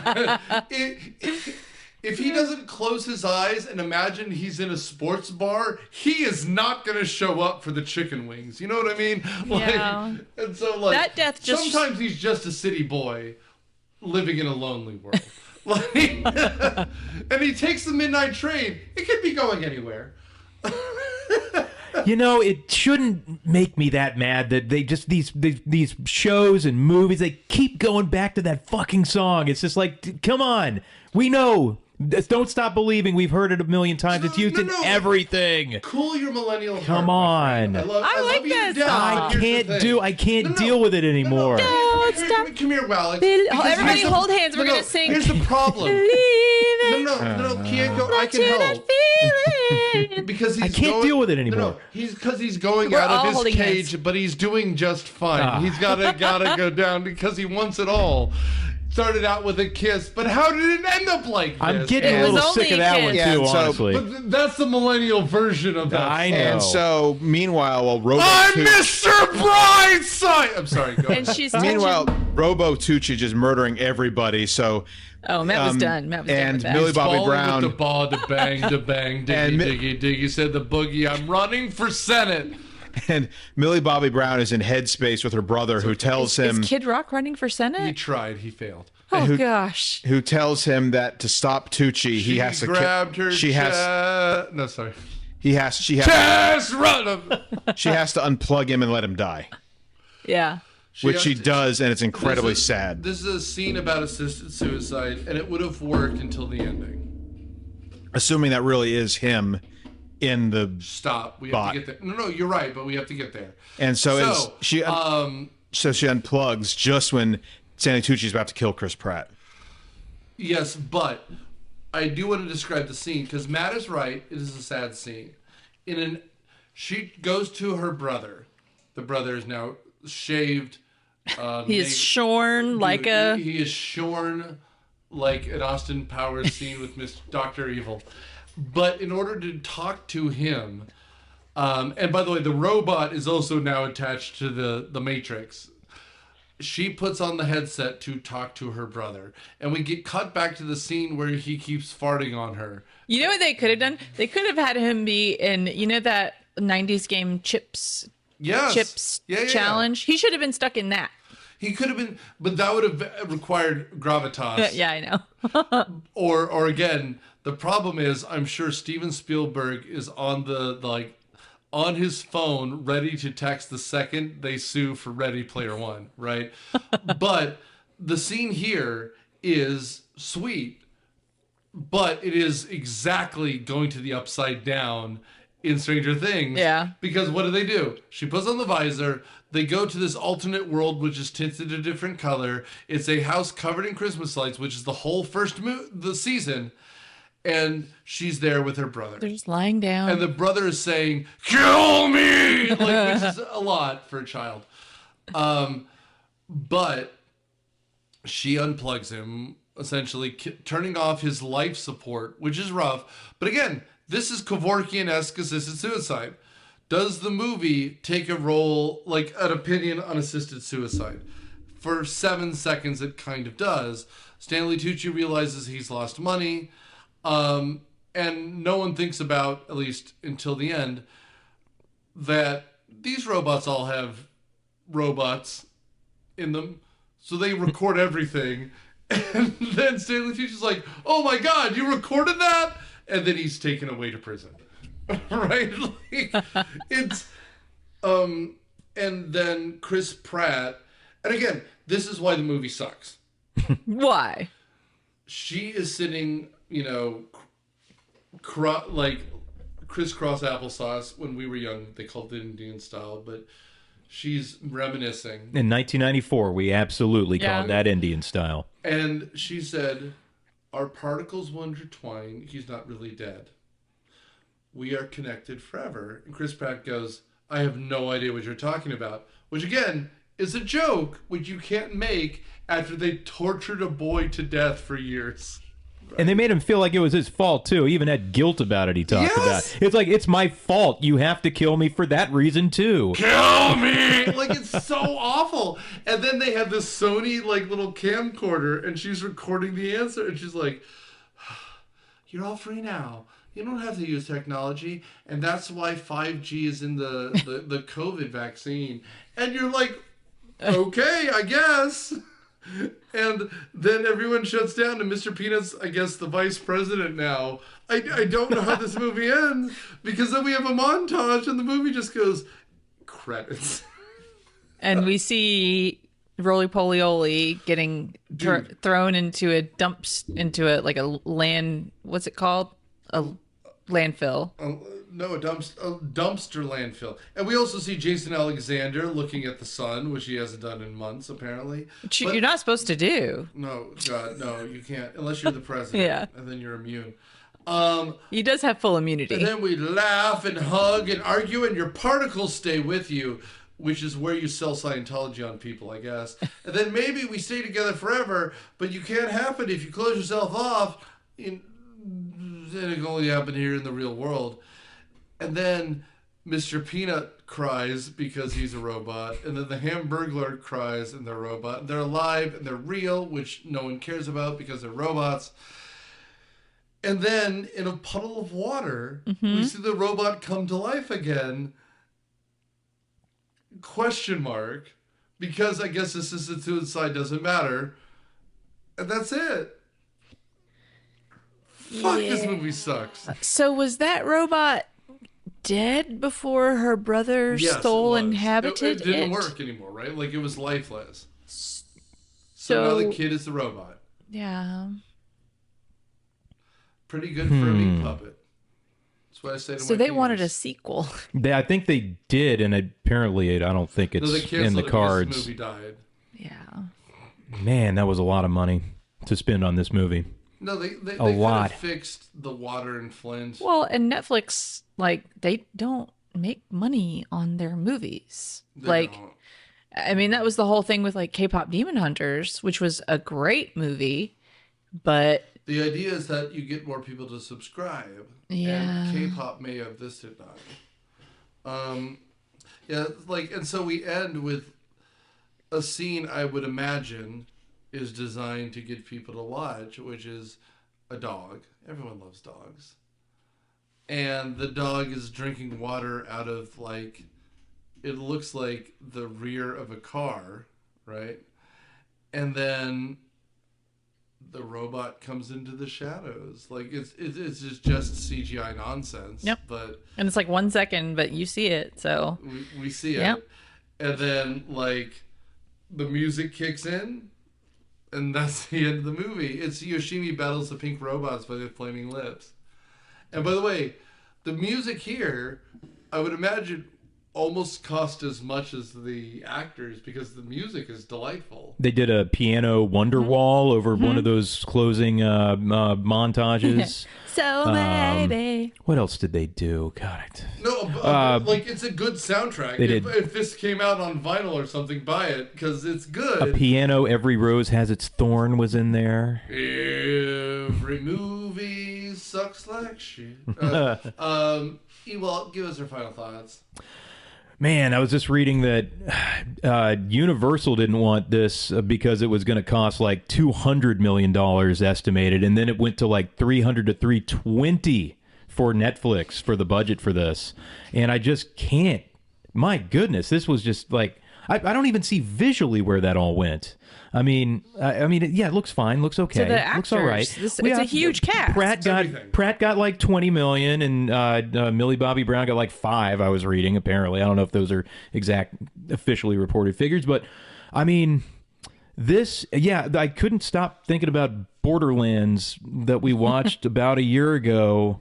When, you know, for the worst of the previous year, when watching this movie, I think it just had a lot of, just like Borderlands, it had some half-assed stuff and some stuff they didn't get into that they could have, and it's like they were trying to probably put a story that a lot of elements deserved more time for into a 2-hour period, and it was kind of tough to talk about this movie because there's just not, there's the dynamics of the movie just aren't there for me.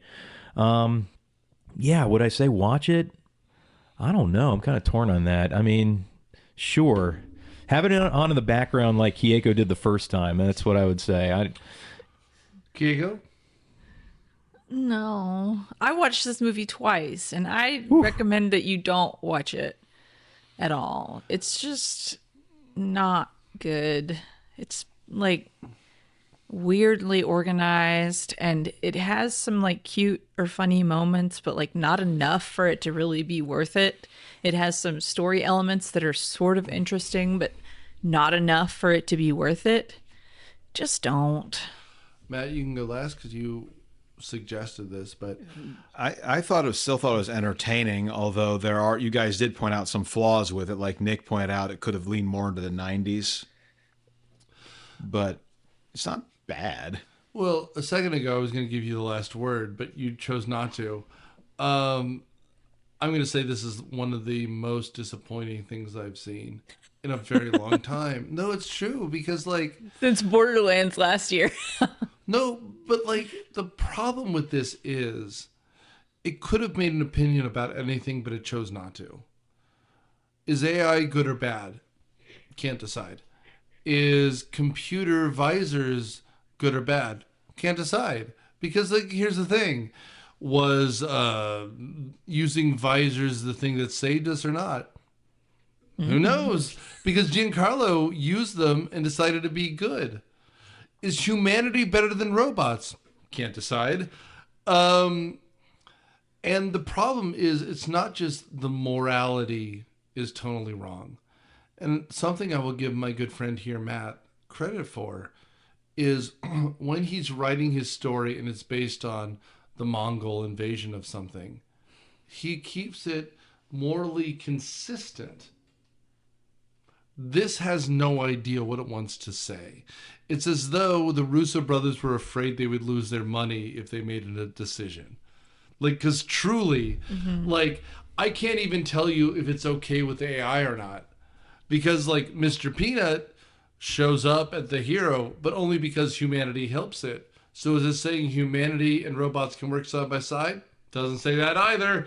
Like, this movie is the wettest noodle of anything. And you might be saying, should a movie have morals all the time? And I'm not saying it should necessarily, but this movie tries so hard also to make a moral point. That's the other problem. It feels like it's saying something. You just can't tell what it Well, is. it's got to be more than just, hey, get out there and like hug somebody and like go take a walk with them. That's the stuff of life, guys. I mean, it's got to be something more than that Millie Bobby Brown was doing on the voiceover toward the end of the movie. I mean, I think it's pretty clear that robots are better than humans. But it's also like, if the whole point is that in order to make technology work, you have to torture a child. That should be something, but the movie can't even fucking decide on that, man. Like, I don't know. It seems like it should be pretty easy to say that if my Apple Watch needed to work because a tortured child needed to exist at the core of the network, that's a bad thing. Maybe. But then, you know what you need? A fart joke. Like, this movie is the greatest waste of time we've done in a while. And guess what? Netflix, buddy, you should have restored Inside Job or something. Like, there's so many things Netflix does that is better than this. If you're listening to this as I'm recording it, this comes out in March. Watch Death by Lightning.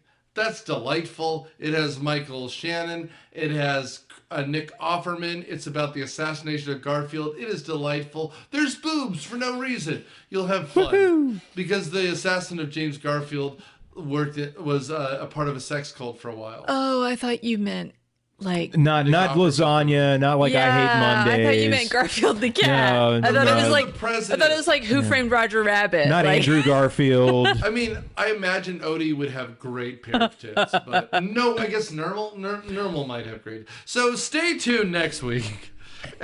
Matt was like, that'll be a short episode. No, we talked for an hour and 40 minutes about this nonsense.